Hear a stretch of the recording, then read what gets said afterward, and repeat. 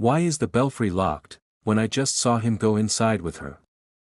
The question hung in the air longer than it should have. For a moment nobody moved. The Sunday school hall inside Warren Avenue Baptist Church was still full of the kind of calm that usually follows children's lessons, soft voices, chairs being pushed back, mothers calling out names, footsteps heading toward the exit, but that calm had just cracked. And before we go further, welcome to the Story Vault, where we uncover true crime mysteries hidden in plain sight. If you enjoy stories like this, take a second to like, subscribe, and turn on notifications so you don't miss what comes next. Now, back to the story. Aunt Augusta Hobbs turned sharply, her eyes scanning the hallway again. Did you say you saw someone go inside the belfry? The young boy who had spoken nodded slowly, almost unsure if he was supposed to repeat it. Yes, ma'am, the church keeper, and the little girl, they went up the side stairs. That sentence changed everything. Because the belfry wasn't a place children were supposed to be, it was locked, always locked, a place above the church where the bell hung, heavy and still, only touched when Sunday service demanded it, and today, it was locked again. Augusta didn't wait for permission, she moved fast, her shoes striking the wooden floor harder than she realized. A few church members noticed her urgency and followed. Mabel, she called out, Mabel, it's time to go home. No answer. At first, it felt normal. Children often wandered off after class, playing between pews, hiding behind curtains, laughing where they shouldn't, but something about this silence felt wrong, too complete, too intentional. By the time they reached the hallway near the belfry stairwell, Walter Sawyer, one of the Sunday school teachers, had already joined the search. He placed a hand on the wall, listening. Nothing.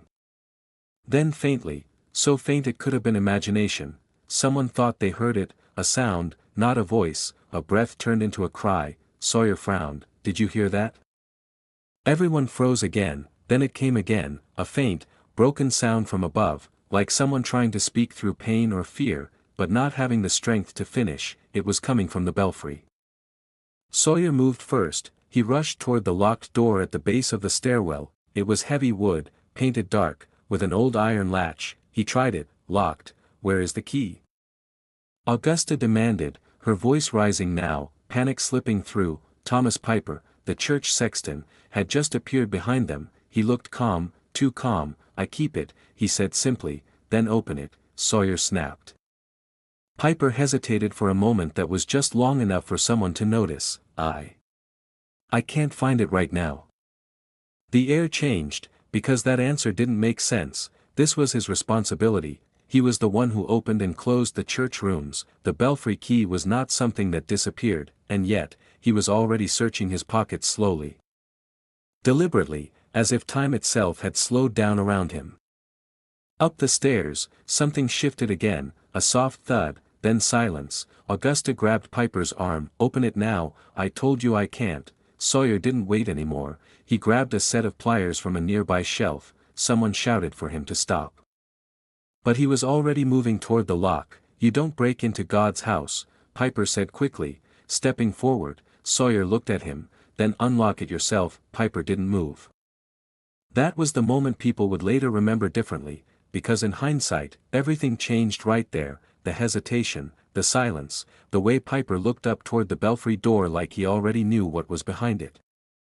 Sawyer forced the lock. Metal screamed. The door gave way. A rush of stale air poured out from the stairwell, cold and wrong, like the space hadn't been touched in years even though it had been used that morning. Hello? Sawyer called as he climbed, step by step, wood creaking under pressure. Behind him, Augusta whispered Mabel's name again, softer now, almost like prayer. The top of the stairs led to a small wooden platform where the bell mechanism hung above. Light came in through narrow slits in the tower walls, cutting the space into thin strips of shadow, and then he saw it. A small shape on the floor. Still, Sawyer froze. For a moment, his mind refused to understand what his eyes were showing him. Then he ran. Mabel. The child was there, 5 years old, motionless, a faint injury visible on her head. A wooden bat lay nearby, smeared with something that didn't belong in a place like this. Sawyer dropped to his knees immediately, lifting her gently. She was alive, barely down below. The church erupted into chaos, screams, confusion. running footsteps. Augusta reached the top and collapsed the moment she saw her niece. Oh God, no, but even in that chaos, one detail didn't escape notice. The belfry was not just locked from the outside, it had been locked from the inside too, and only a few people had access to both keys. One of them was Thomas Piper. Below them, Piper stood at the base of the stairs, watching everything unfold without moving, not running, not speaking, just watching, and for the first time, someone in the room noticed something strange about his expression, not shock, not fear, but calculation. The chaos inside Warren Avenue Baptist Church didn't fade after that moment, it multiplied, voices overlapped, footsteps scrambled across wooden floors, and somewhere in the confusion, someone shouted for a doctor before even knowing if it was too late. Up in the belfry, Walter Sawyer held the small girl carefully, his hands shaking in a way he would later deny when asked. He kept saying her name as if repetition alone could pull her back. Mabel. Mabel, stay with me. Augusta Hobbs was crying, but not loudly. It was the kind of crying that didn't look like sound anymore, just broken breathing and disbelief refusing to settle into reality. Downstairs, Thomas Piper had not moved from the base of the stairs. That fact alone made people uneasy, because everyone else was running toward the belfry or away from it, but Piper stood in the exact middle of movement, like the center of something no one wanted to understand yet. A deacon finally spoke up, voice sharp and uncertain. Piper, go help them. Piper blinked once, slowly. There's nothing I can do up there. That sentence landed wrong, not because of what it said, but because of how quickly he said it. No hesitation. No urgency, just certainty, and certainty, at a moment like this, felt heavier than fear. Upstairs, Sawyer finally carried Mabel down the narrow staircase. Each step felt longer than the last, like the building itself didn't want to release what it had just revealed. When they reached the main hall, someone rushed forward with a cloth. Another with water, another just standing frozen because they didn't know what else to do. But what caught Augusta's attention wasn't the movement, it was the object left behind in the belfry, the wooden bat, still lying where it had fallen. Sawyer had seen it too, but no one spoke about it immediately. Not because they didn't notice it, but because naming it made everything more real. Instead, attention shifted back to Piper, because now people were looking at him differently. Earlier, he had been just the sexton, the man who opened doors, kept keys, maintained order in the church, someone familiar, someone trusted by default. But trust has a strange way of collapsing in silence, especially when silence doesn't match panic. A woman near the pews whispered, "He knew the door was locked." Another voice answered. He hesitated too long. Piper heard them, but he didn't respond. Instead, he walked slowly toward the side aisle, as if distance could reset perception. That's when Chief Edward Savage arrived, having been called from nearby. He took in the scene in seconds, child injured, crowd distressed, church in disarray, and then his eyes locked onto Piper. Savage didn't speak immediately, he studied first. Then asked, "Where were you when she was found?" Piper replied, "At the base of the stairs." "Did you hear anything?" A pause, a small one, barely noticeable. No, that was the second time something felt wrong, because others had heard something, a faint sound, a cry, a noise from above, but Piper said nothing. Savage turned slightly toward the stairwell. "You have access to every room here, correct?" Piper nodded. "That's my duty." "And the belfry key?" "I hold it." The words were simple, too simple. Savage didn't accuse him yet, not publicly. Instead, he signaled for someone to secure the stairwell. Then he stepped closer to Piper, lowering his voice just enough that only a few nearby could hear. "You didn't go up." It wasn't a question. Piper met his eyes. "No." Another pause. Savage looked at him longer than necessary. Then walked away without saying what everyone expected him to say, and that silence became its own kind of suspicion. Inside the hall, attention returned to Mabel. A doctor had finally arrived from a nearby street, breathing heavily as he examined her. The room held its breath while he worked, as if sound itself could tip fate one way or another. Augusta stood frozen, her hands clasped so tightly her knuckles had gone pale. Sawyer stayed nearby, still shaken, still replaying every second in his mind.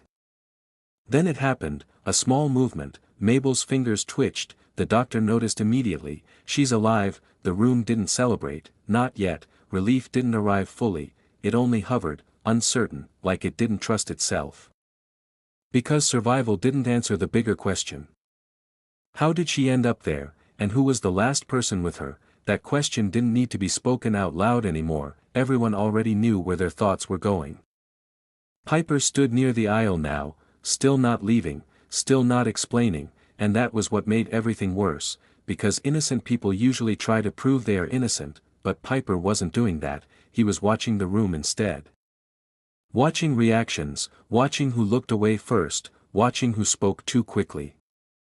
And in that quiet observation, something unsettled Chief Savage more than anything else, because it didn't look like confusion, it looked like control. Savage finally turned slightly, addressing no one in particular but clearly meaning him.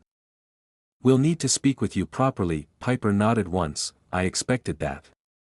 That was the third moment the room went cold, not because of guilt proven, but because of the way he sounded prepared for it, and somewhere behind all of it, as Mabel was carefully lifted again for transport.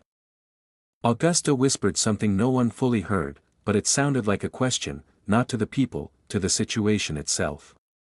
Why was the door locked, from both sides? And nobody answered her. Nobody in Warren Avenue Baptist Church forgot what happened next, because even after Mabel Young was taken away for urgent care, the silence that followed did not feel like relief, it felt heavier. Like the building itself was holding its breath and refusing to let it go. Chief Edward Savage stayed behind while others followed the doctor and Augusta Hobbs out, but he didn't move quickly. He looked at the Belfry stairs again, then at the locked door that had already been broken open, and finally at Thomas Piper, who was still standing where everyone had started looking at him differently. Piper hadn't tried to leave, that alone made Savage more alert than anything else. Most men in his position would have disappeared into noise, into confusion, into the excuse of helping elsewhere. Piper did none of that, he simply stayed. Savage walked toward him slowly. "You're not going anywhere yet," he said. Piper gave a small nod. "I didn't expect to." That answer again, calm, measured. As if the entire situation was already accounted for in his mind before anyone else had even started thinking clearly. Outside, word was already spreading through the church grounds. A child had been found in the Belfry. Some said she had fallen, others whispered something worse but stopped themselves before finishing the thought. Inside, Savage began asking the first real sequence of questions. When was the Belfry last opened? Piper replied, "This morning, before Sunday school started." "And who was with you?" "No one." "You opened it alone?" "Yes." "And you closed it?" "Yes." The answers came too easily, no searching memory, no uncertainty, just direct delivery, that made Savage pause longer than the answers themselves, because in investigations like this, certainty without hesitation could mean two things. Either the man was telling the truth, or he had repeated the same story so many times in his mind that it no longer felt like a story, it felt like fact. Savage turned slightly, looking at the broken lock on the stairwell door. Why was the key not found when they needed it? Piper answered immediately, "It was in my pocket earlier. I must have misplaced it." "Must have," Savage repeated. Piper didn't react. Upstairs, the doctor's carriage had already left with Mabel, and Augusta had gone with them, refusing to let go of her niece until she was physically removed. The church remained full, not of worship now, but of questions people were afraid to speak out loud. One of the deacons finally approached Savage quietly. "People are talking," he said. Savage didn't look away from Piper. "They always do. They're saying he had access, all the time." Savage nodded. "He did." That was the uncomfortable part. Piper wasn't someone sneaking around, he wasn't an outsider, he was part of the structure of the church itself, the man responsible for every locked door, every open space, every restricted key. Which meant if something had gone wrong inside that building, it would have gone through him, not around him. Later that evening, witnesses were separated for statements. Some described seeing Piper near the stairs, others insisted they saw him walking away moments before the search began. One boy repeated again what he had said earlier, that he saw Piper going up with Mabel. Savage returned to Piper once more before night fell. "We found something in the Belfry," he said. Piper looked up for the first time with a slight change in expression, not fear, not surprise, but attention. "What?" A bat? Savage said. Piper paused. I didn't put it there. No one said you did, Savage replied, but the silence after that suggested otherwise. Days passed quickly after that. Mabel survived but remained unconscious for a time, leaving no immediate clarity about what she remembered. Piper remained consistent in his statements, no confession beyond what he called an accidental moment. Claiming confusion, claiming misplacement of the key, claiming he left her alone briefly before discovering her injured. The prosecution later dismissed that explanation as insufficient. The trial that followed was built on accumulation, witness statements, access patterns, the locked belfry, the timing, the bat, the contradictions, and the absence of any clear alternative explanation. Piper was eventually convicted, but even after judgment, the question did not fully disappear, because in the quiet aftermath, people still returned to the same detail: the belfry had been locked, not just once, but in a way that required intention from both access and timing.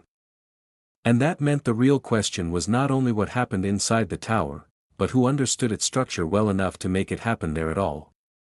And long after the case closed, one sentence kept returning in the minds of those who were there, not spoken in court, not written in reports, but remembered from the first moments of confusion when everything began.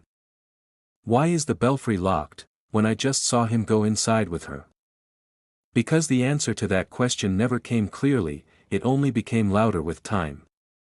If you made it to the end of this story, comment, Belfry, so I know you stayed till the end, and if you enjoyed this true crime mystery, don't forget to like the video and subscribe to the Story Vault for more cases like this. Because some stories don't just end, they stay with you.